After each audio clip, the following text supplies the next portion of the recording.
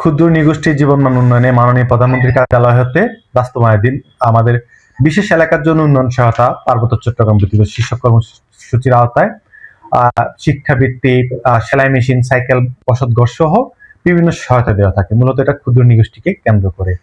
এই কর্মসূচির আওতায় পার্বত্য চট্টগ্রাম ব্যতীত অন্যান্য সকল জেলায় যেসব উপজেলায় ক্ষুদ্র নৃগোষ্ঠী রয়েছে তার শিক্ষা এই বরাদ্দটা দেওয়া হয়।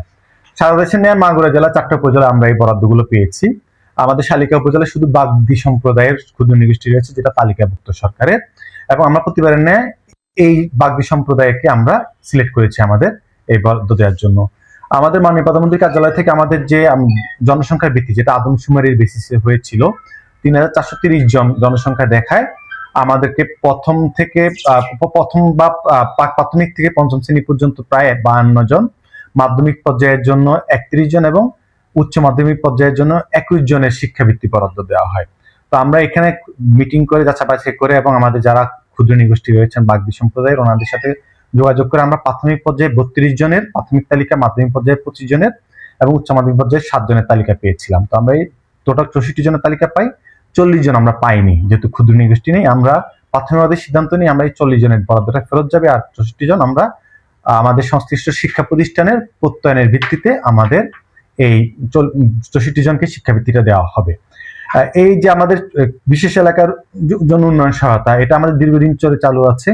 এটা আমাদের উপজেলা প্রশাসনের একদম রুটিন কাজ, এবং আমাদের এখানে উপভোগী যাচাই বাছাই বিতরণ, এটা আমাদের একটা কমিটির মাধ্যমে করা হয়ে থাকে। এবং একদম আপনাদের জ্ঞাতার্থে বলি, এখানে আমাদের মাননীয় মন্ত্রী মহোদয় যিনি আছেন, এখানে সংসদ সদস্য, মানে সংস্কৃতি মন্ত্রণালয়ের মাননীয় মন্ত্রী মহোদয় স্যারের কোনো ইনভলভমেন্ট নেই। এটা আমরা একদম আমাদের একটা কাজটা আমাদের জন্য অনেক ইজি, কারণ আমাদের শুধুমাত্র একটা সম্প্রদায় রয়েছে, সেটা হচ্ছে যে ক্ষুদ্র নৃগোষ্ঠী রয়েছে, সেটা হচ্ছে বাগদি সম্প্রদায়।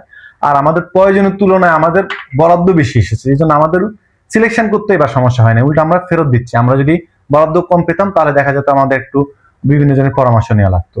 যাই হোক, এখানে আসলে আমরা ধর্মীয় কোনো বিবেচনায় এখানে আমাদের কোনো কাউকে সিলেক্ট করা হয়নি, শুধুমাত্র ক্ষুদ্র নৃগোষ্ঠী আমাদের যে তাও গেজেটেড যে আমাদের তালিকাভুক্ত বাগদি সম্প্রদায়, ওনাদের থেকে তথ্য নেওয়া হয়েছে এবং আমরা প্রাথমিক পর্যায়ে শিক্ষকদের সাথে কথা বলেছিলাম যে আপনাদের ঠিক আছে কিনা, একবার প্রত্যয়ন দিন, তারপরে আমরা আপনাদের এই টাকাটা ওদেরকে দিয়ে দিব। এই আমরা দেখেছি এটা উপকূলীয় সিলেকশন নিয়ে অনেকে হয়তো বলছেন আমাদের সবই মানে সনাতন ধর্মাবলম্বীদের বা মুসলমানদের নাম নেই কেন।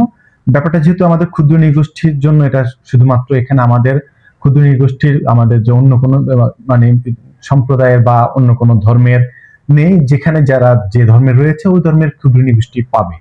এই জন্যই আর এটা নিয়ে আমরা বিভ্রান্তি ছড়ানোর জন্য কাউকে মানে সবাইকে অনুরোধ করছি যাতে বিভ্রান্তি না ছড়ায়। এগুলো নিয়মিত হয়ে আসছে, এটা এখনকার না, এটা দীর্ঘদিন ধরে চলে আসছে, বছরকে বছর চলে আসছে। এটা একদম রুটিন কাজ, এটা নতুন কোনো কিছু নয়। এটা আমাদের শালিকায় দেওয়া হয়েছে, মাগুরা জেলার অন্যান্য উপজেলায় দেওয়া হয়েছে, বাংলাদেশের কম বেশি সকল জেলায় যেসব ক্ষুদ্র নৃগোষ্ঠী আসছে সকল উপজেলায় এটা দেওয়া হচ্ছে।